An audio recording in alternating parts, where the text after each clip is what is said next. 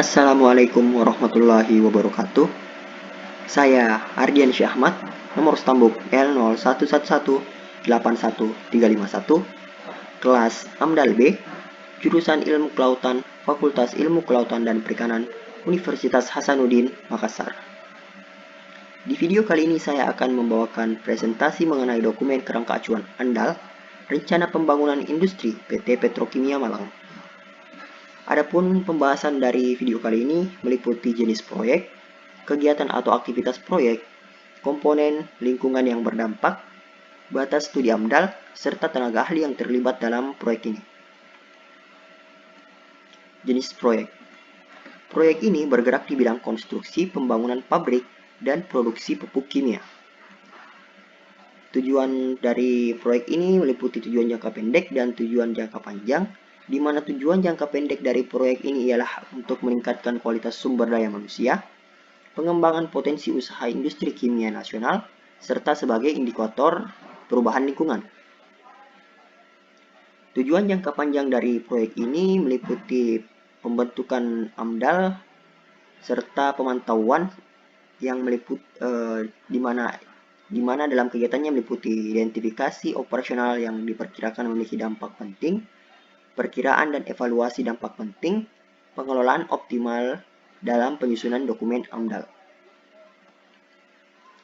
Proyek ini memberikan manfaat bagi pemerintah, pemrakarsa, dan bagi masyarakat, di mana manfaat proyek ini bagi pemerintah meliputi pemenuhan kebutuhan pupuk dan sumbangan pendapatan pemerintahan daerah dari sektor industri. Bagi pemrakarsa, proyek ini memberikan manfaat, yaitu sebagai partisipasi dalam memanfaatkan potensi wilayah, supplier pupuk, menciptakan lapangan kerja, mengembangkan agroindustri, serta sebagai penunjang kegiatan pertanian. Bagi masyarakat, proyek ini memberikan manfaat meliputi pemenuhan kebutuhan akan pupuk yang sangat dibutuhkan di bidang pertanian, pengembangan wilayah dari segi industri, serta beberapa manfaat lain seperti terbukanya lapangan kerja yang dapat memberdayakan masyarakat sekitar lokasi proyek. Kegiatan atau aktivitas proyek terdiri dari 4 bagian, di mana tahap awal yaitu prakonstruksi, tahap konstruksi, tahap operasi, dan pasca operasi. Untuk prakonstruksi sendiri terbagi menjadi 3 kegiatan, yaitu survei dan investigasi yang dilakukan untuk mengetahui kondisi rona lingkungan awal sebelum adanya kegiatan proyek. Kegiatan sosialisasi dengan tujuan untuk memancing tanggapan masyarakat dan keinginan masyarakat, serta melibatkan pemerintahan daerah setempat terhadap kegiatan pembangunan pabrik, sehingga dapat terjadi mufakat antara pihak pemerintah, pihak masyarakat, serta pemrakarsa.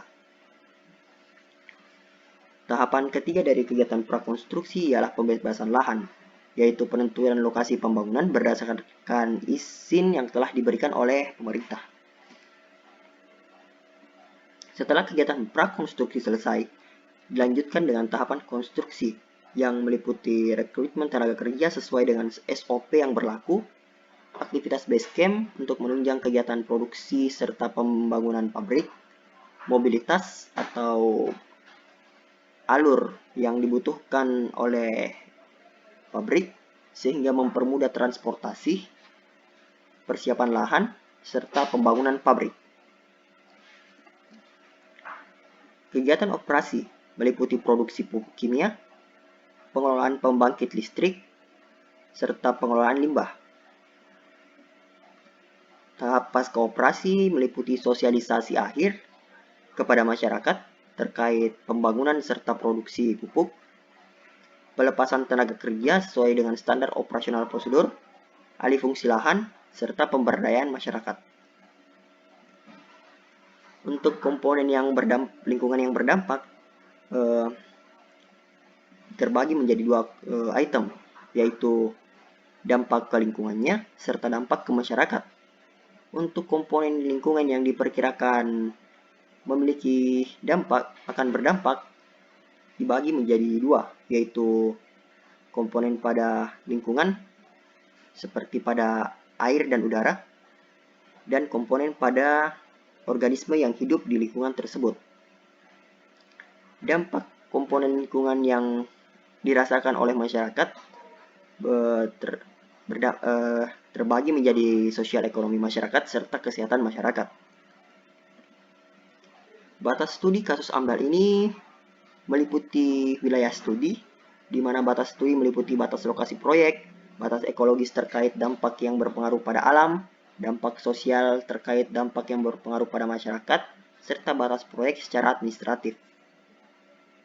Untuk tenaga ahli atau pakar terkait yang bekerja dalam proyek pembangunan pabrik serta produksi pupuk kimia ini meliputi Helmi Wahyu Saputra sebagai ketua tim, Insinyur Arfananda Prasetyo sebagai ahli kualitas udara, Trisha Arta Sitorus sebagai ahli tata lingkungan, Rosi Aprilia sebagai ahli tata ruang, Wildan Rahman Gozali sebagai ahli transportasi darat dalam kajian mobilitas, Resma Wirjayanti sebagai ahli kesehatan masyarakat yang mengkaji tentang perakiraan dampak sosial masyarakatnya terkait bidang kesehatan masyarakat, Ahmad Maulidar sebagai ahli biologi yang mengkaji tentang perakiraan dampak terhadap organisme yang ada di dalam lingkungan,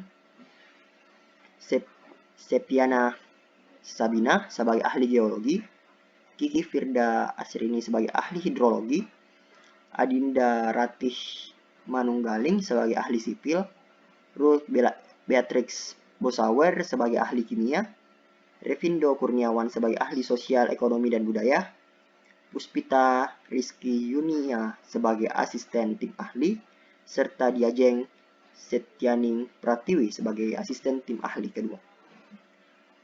Itu presentasi yang dapat saya bawakan di video kali ini. Lebih dan kurangnya mohon dimaafkan. Wabillahi taufiq wal hidayah. Assalamualaikum warahmatullahi wabarakatuh.